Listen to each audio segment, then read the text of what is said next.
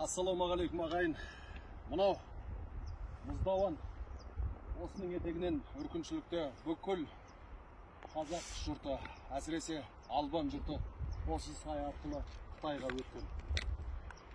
Қазір тәуелсіздік алғалы 30 жыл болды. 30 жылда бүкіл шетелдер таныған мемлекет болдық дейміз. Рас, тәуелсіздік алғалы талай жетістікке жеттік. Талай қызық қуанышты көрдік, бірақ дегенмен біздің мүмкіндікпен, біздің байлықпен әр қазақ осы жерге жеке-жеке 300-ші Land Cruiserмен келетін жағдай болуы керек еді. Мына біздің ұрпақтың 40-тың қырқасына шыққан ұрпақтың ең бір қиыншылық көрген жері алдыңғы буын ағалардың орынды босатпай қойғаны. Сондықтан осы ретте ұрпақ ауыссын, билік басына жастар келсін, жалынды жастар өз тірліктерін бастасын деген оймен Мұхтар Шахановтың 12-ден ұшталу деген поэмасының басын оқып берейін. Өткендегі Ақкердің басындағы видео секілді тараза тарар, тарамаса қояр. Мұхтар Шаханов 12-ден ұшталу. Қырқасынан құран ұшқан, сен ержеткен аймақты ертеде бір хан билепті, қайсар әрі қайратты. Қартайса да шапқанаттың құлағында ойнапты, ек артқан мақсатына қия тартпай қоймапты. Өз елінің абыройын, қорғанысын ақыл ойын қайтсем биік көтерем деп ойлапты. Бір болса да бірегейлі, хандығына түбегейлі, жаңа өзгеріс енгізуге белім мықтап байлапты.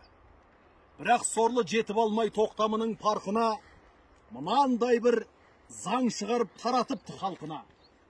Кемел ақыл қарттық шақта ғана деп. Жастың ісі негізінен шала деп. Шалалықтан ел несібі шашылар.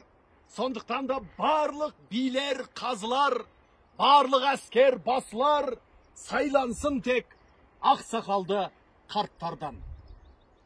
Жастық шақтың мерейін аттап өтіп, таптап өтіп төскөрлөй, оның ұлы мүмкіндігін ескермей, тек қарттықтан бастап ел әңгімесін, лезді ұмытты жас қауым тәрбиесін.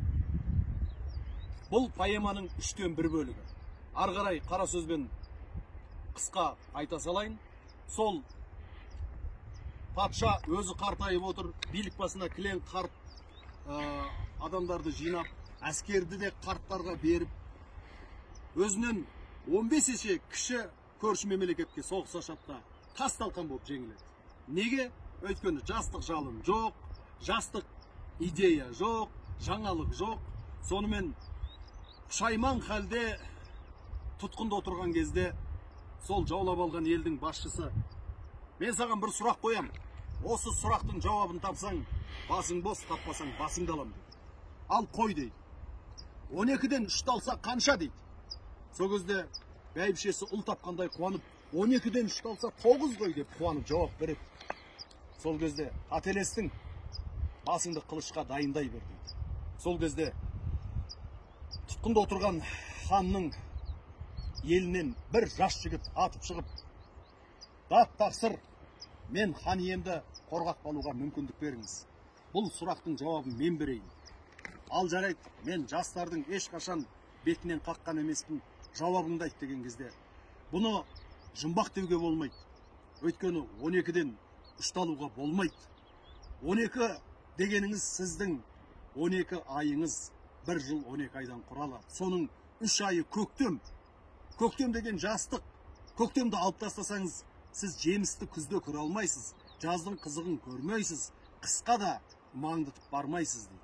Ал біздің ханымыз жастарға сенімсіздік танытып, жастарға тізгінді билікті бермей, өзі мінекей қор болып отыр дейді.